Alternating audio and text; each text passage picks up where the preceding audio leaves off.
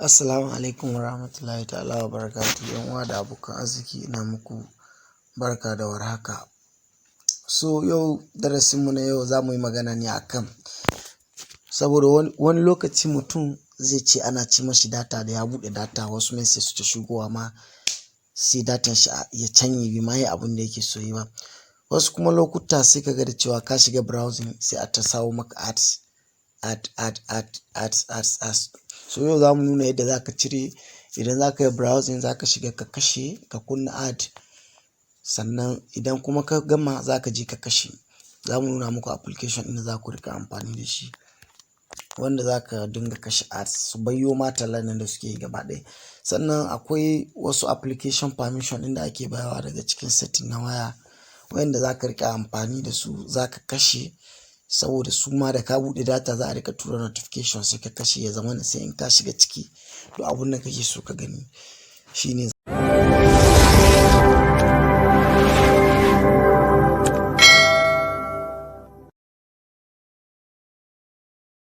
za ka gani.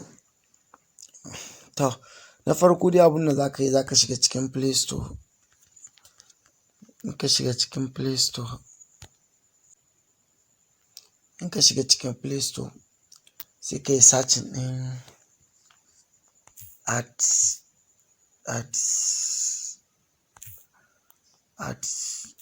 block.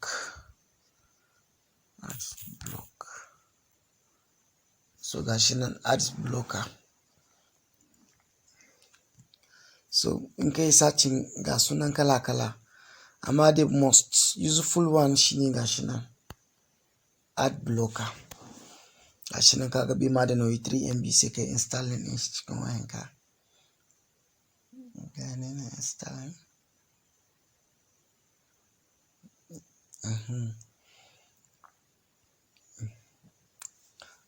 So bayan ya gama installing ga wayanka sai ka danna open. Sai ka jira ya buɗe ga yana loading. One time setup. Ka jira shi ya yi loading.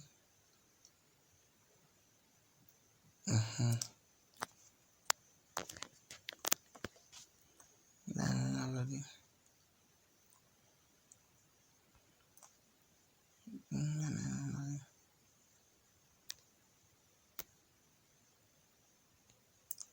To ga yana ya buɗe. Abun da za ka yi shine start. Sai ka danna ka sa OK.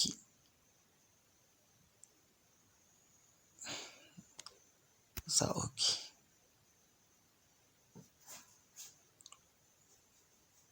Zai nuna ma zai optimizing din batirin ka, no need of. In kuma ka sa to duk guda ne. Yanzu dai gashi nan ka yi block na duk ko ina za ka shiga. Duk inda za ka je kai browsing ba za su ƙara sa maka ad din nan ba. Dun ko kuma extra charge ne za su turo ma ad. Saka dole ka kalla tallan nan yayi yawa. So sannan kuma kana iya shiga akwai application wanda za ka iya selecting. Ga sunan duka application ɗin ga wanda suke amfani da ads ne. So in kana so kana iya kai selecting ka kashe wanne ne kake so ya riga nunowa da wanda baka so ya nuno duk a nan kana iya kashewa. Bayan ka gama browsing ɗinka kuma kana iya zuwa nan ka kashe shi. Stopping blocker. So shikenan ka cire shi. So wannan application yana da matuƙar amfani sosai, ya kamata mu install din shi mu rika amfani da shi saboda ya rage mana cin data sosai da sosai. Sannan kuma bayan haka nan kana iya shiga, za ka shiga cikin setting ɗin wayanka. Ga setting ɗin wayanka in ka shiga za ka ga nan security and location. In ka shiga za ka ga location. In ka shiga nan wajen application level permission. In ka shiga shi zai buɗe. So ga sunan suma kun gani nan wajen ga sunan in ka cire wannan ko da notification an turo ma ba zai zo ba, ko ka buɗe data sai ka shiga ciki notification zai zo, amma ni ina amfani da shi zan mai da shi. So ga Instagram shi ma haka ka rufe. Anything dai duk wani application ɗin da baka so ana turo ma application ɗin shi da ka buɗe data. So ga shi nan kana iya ka rufe shi. In kuma kana buƙatan ka buɗe shi sai ka buɗe. ya zamana da cewa da wani abu ya zo da ka buɗe data za su rika turo ma. So idan kai haka zai taimaka ma sosai wajen saving ɗin data ɗinka.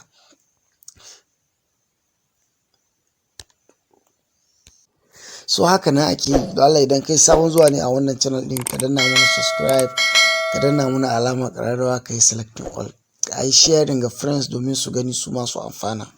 Mun gode.